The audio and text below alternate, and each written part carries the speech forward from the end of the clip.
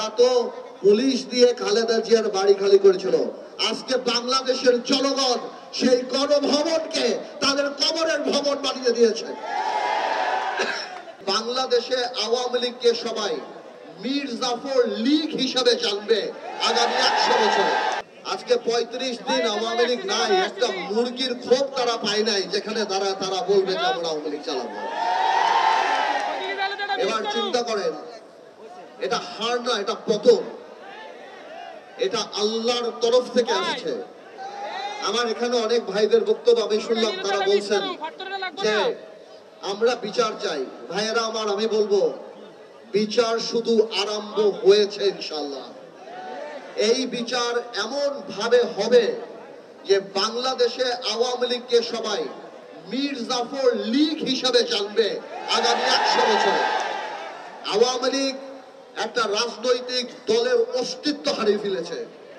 এই আওয়ামী লীগের 71 সালে যে অবস্থান ছিল, আজকে আওয়ামী লীগ যে ক্যারেক্টার, যে চারিত্রিক বৈশিষ্ট্য চলে আসছে, আওয়ামী লীগ কোনো মানুষের দল হতে পারে না।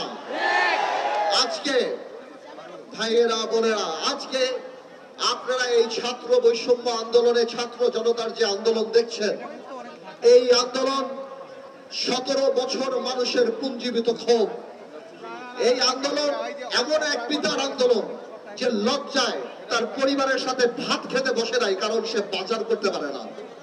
এই আন্দোলন সেই আন্দোলন যারা শেয়ার মার্কেটের সর্বস্ব হারিয়ে সুইসাইড করেছে, আত্মহত্যা করেছে। এই আন্দোলন সেই আন্দোলন যখন মানুষ বাজারে যাওয়া বন্ধ করে দিয়েছে, বলতো বাজারে গেলে আমরা লজ্জা পাই। এই আন্দোলন গত 17 বছরে আমরা জেল খেলেছি, আমাদের বিএনপির সতীর্থরা জেল খেলেছে। আজকে খালেদা জিয়ার মতো একটা নেত্রীকে কিভাবে বাড়ি থেকে বের করে এনে অপমান করার জন্য 2 কোটি টাকার জন্য জেল খাটিয়েছে। তারেক রহমানের স্ত্রী, তারেক রহমানের পরিবার সহ সবাইকে এই সরকার, গত সরকার, আওয়ামী দুঃশাসনের সরকার, 2টা মাত্র থিওরিতে বিশ্বাস করে। এক হলো শত্রু, এক হলো ষড়যন্ত্র। ওনাদের বিরুদ্ধে কথা বললে আমরা শত্রু, ওনাদের বিরুদ্ধে আলাপ করলে আমরা ষড়যন্ত্র করি। এই 17 বছরে তারা এই কাজ করে করে মানুষের মনের মধ্যে থেকে জায়গা এমন ভাবে তাদের চলে গিয়েছে যে তারা তো পুলিশ দিয়ে খালেদা জিয়ার বাড়ি খালি করেছিল।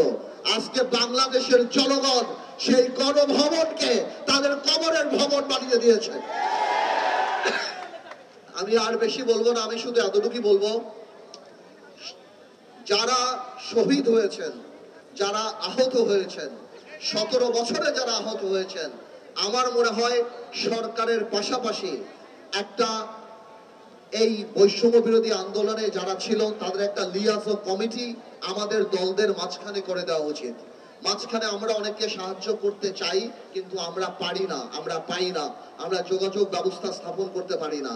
আমি মনে করব নিবন্ধিত রাজনৈতিক দল বা যারা কিংবা এই স্বৈর শাসনের ফাঁদে পা নিয়ে দালালির খাতায় নাম লিখে নেই, এই গণতান্ত্রিক আন্দোলনে জনগণের সাথে ছিল, আমি অনুরোধ করব, আমি আপনাদেরকে আশ্বাস দিচ্ছি, আমি বলে যাচ্ছি ইনশাল্লাহ আমরা সবাই মিলে যদি লিয়াজা কমিটি করি, আমরা এই প্রাইভেট সেক্টর থেকে ওনাদের যথেষ্ট যেই ক্ষতি ওনাদের হয়েছে ওইটা তো আমরা পোষণ করতে পারবো না।